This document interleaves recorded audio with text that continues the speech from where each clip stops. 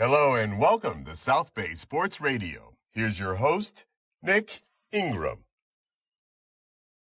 I am here with Bishop Montgomery girls volleyball coach, Tawnee Luafalemana.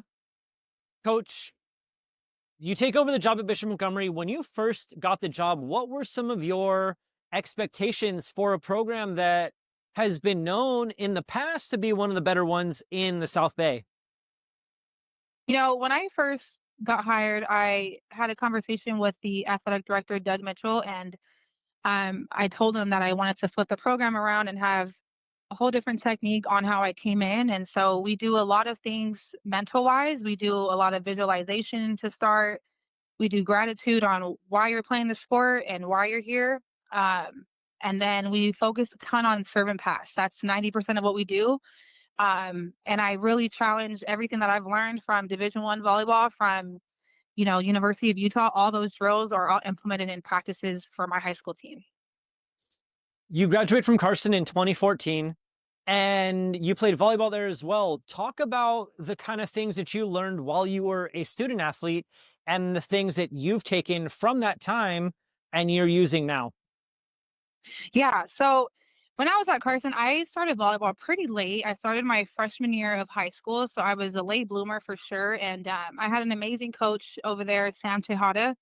And he really pushed me out of my comfort zone to know how to move a little better, understand the sport. And so when we got into conference play a little bit more, it just showed me a lot of grit. And, Carson High School wasn't the best when we were there, but, we did make CIF finals and Division III the past 2 years I was there. And then I actually transferred to North Torrance just for volleyball season, and then also lost in semis against Los Osos High School. So a lot of good things, and never really run a ring in CIF, but also a lot of good takeaways. And that's what I try to tell my team now, that you don't want to have any regrets out of high school, even though it is just high school, but college is a whole different ball game, and it's much harder to get, a ring in college than it is in high school. One of the things I was talking with one of your parents was the way that you want to run this program. And I believe that you mentioned that a little bit earlier, but you want to instill a Division I mentality in these girls to give them that stepping stone to play at the next level, if that's in their vision. How have you executed that? Yeah. So we focus a ton on serve and pass.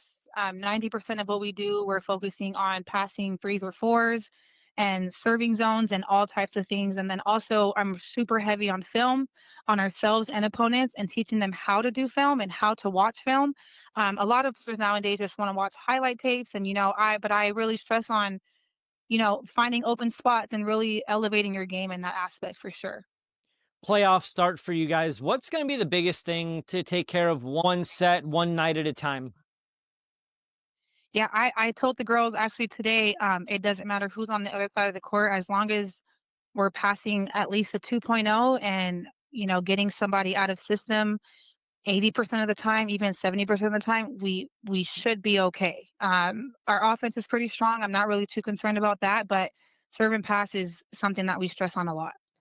Who have been some of those unsung heroes for this team's success? You finished the year 20-5, a Delray League title as well, but talk about some of those girls on the team that, while their name may not rack up the stat sheet, they put forth the effort continuously. Yeah, so I have a transfer. She's a sophomore, Serene Leafa. She's out of San Pedro High School, and she wasn't in our starting rotation to start, and she's honestly probably my most consistent player that I have right now, and she's a silent killer. That's the best way I can describe her. And I'm just really grateful for my transfers, and I'm really grateful that we have a super young, talented team. Malia Suzuki, also one of our setters that is amazing and knows how to run the offense as a freshman. Kira Harris, she's an incoming junior, and she is a transfer from Warren High School. She's a heavy hitter for us on the outside. And so a lot of amazing pieces that we have. And then also we have our returning MVP of the Delray League, Stacey Ballesteri.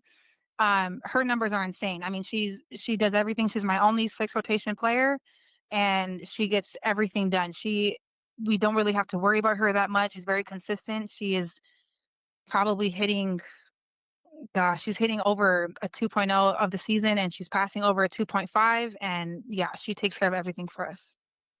Volleyball in the South Bay, it's one of those things that doesn't get overlooked if you're a Redondo Union, a Maricosta, but being a Bishop Montgomery, how hard is it for you to get the notoriety that you feel these girls deserve? Right, right.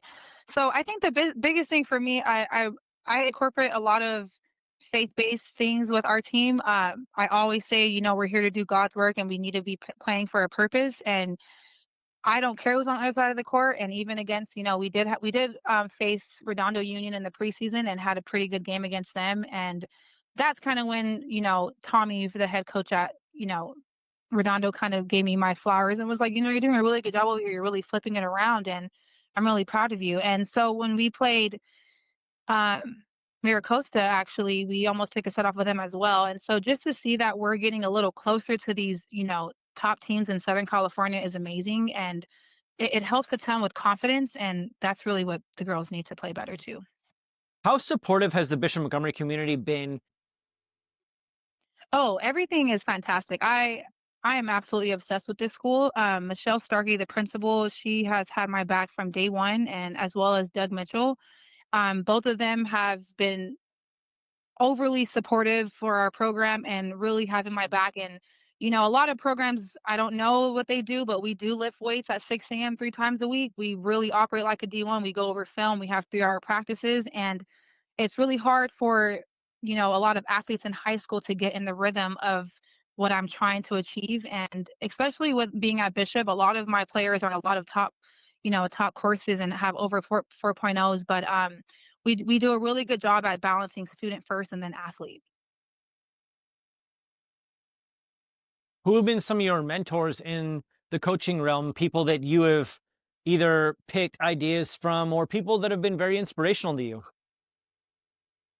Yeah, so my assistant coach when I was at the University of Utah, I graduated in 2019. His name is JJ Van Neal. He is a head coach at Arizona State now, as well as Beth Lanier. She is still the head coach at University of Utah now.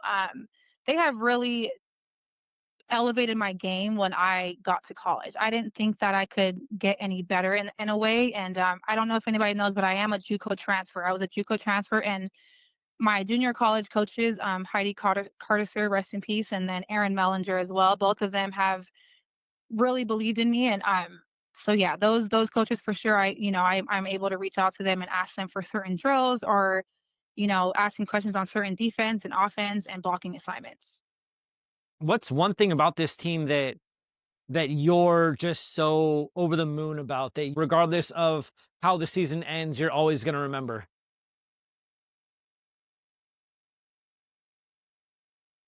Honestly, I'm gonna have to go with our comebacks. We are a comeback team. Sometimes we start really slow and we come back from a lot of games. When there was a game where we were away at Bishop Amat and they finished second in our league, and we were down by over 10 points and came back and swept them. So things like this, I know the girls have it in there. I just have to figure out more words and more conversations and motivational speeches to get them going from the jump. But they are an amazing comeback team, and I don't think I've ever coached a team in the aspect where you can be down over 10 to come back and win against anyone. That is Coach Tawnee Luafalemana. Coach, thank you very much for your time. I appreciate you. Go Knights, and here's to talking with you more in the future. Thank you so much. God bless. Thank you.